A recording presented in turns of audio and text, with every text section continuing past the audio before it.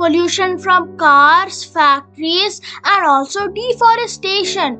We are seeing a gradual rise in the sea levels as the glaciers in the polar regions are melting. There is also a dramatic climate change. Polar bears are losing their habitat. Glaciers are melting very fast.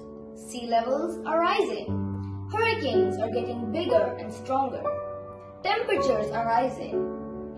These are all the effects of global warming. Since the Industrial Revolution, people have been burning large amounts of fossil fuels, producing huge clouds of carbon dioxide and other gases. These gases form an invisible blanket, trapping heat from the sun and warming the earth. Cutting down of trees. Number 2. Deforestation, spoiling forests. Number 3. Burning of gases like oil, coal and gas. Number 4. By reducing farming, forest covers, etc.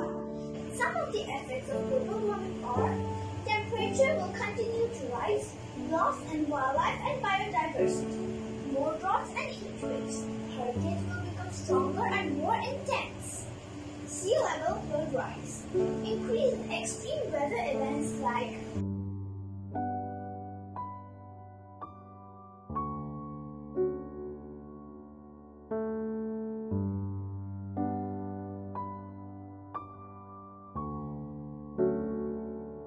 layer is a 2,900 kilometer deep layer of rock known as the mantle. The heat from the core is so high that it makes this rock slightly soft and churns about slowly over millions of years and moves a solid crust on top. there is magma chamber, then crust, then when you go up, through it the hot liquid flows out.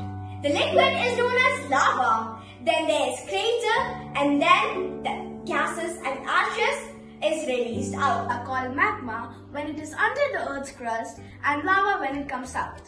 So, how does a volcano erupt? The magma which is being stored in the magma chamber moves upwards through the crater pipes. While moving upwards, the vent turns into a metamorphic rock under burial, high temperature and pressure. The metamorphic rocks are the type of rocks that are formed from sedimentary rocks or igneous rocks.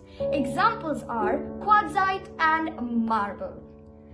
The dense hot inner core, the molten outer core, the mantle and the thin crust which supports life in the known universe. The outermost chemical layer or the layer on which humans currently reside is known as the crust, which is made up of all kinds of rocks, soil and everything.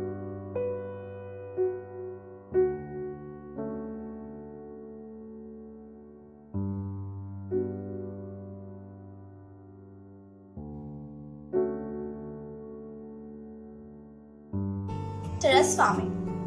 Here I have shown terrace farming on the 3 sides. It is the method of growing crops on the sides of hills or mountains by planting on graduated terraces built into the slope. Drip irrigation. The water is delivered at the roots of the plants because if excess water is allowed to flow through the crops, then it will wash away all the vital components present in the soil, which is necessary for the plant growth. Terrace farming. Terrace farming is a method of farming whereby steps known as terraces are built onto the slopes of hills and mountains to be used for crop cultivation. Terraced fields decrease both erosion and surface runoff and may be used to support growing crops that require irrigation.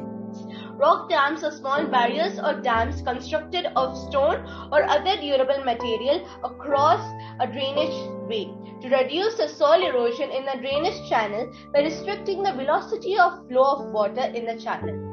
Hills or mountains so that flat surfaces are available for growing crops. When it rains, instead of rain carrying away the soil nutrients and plants down the slope, it flows to the next step.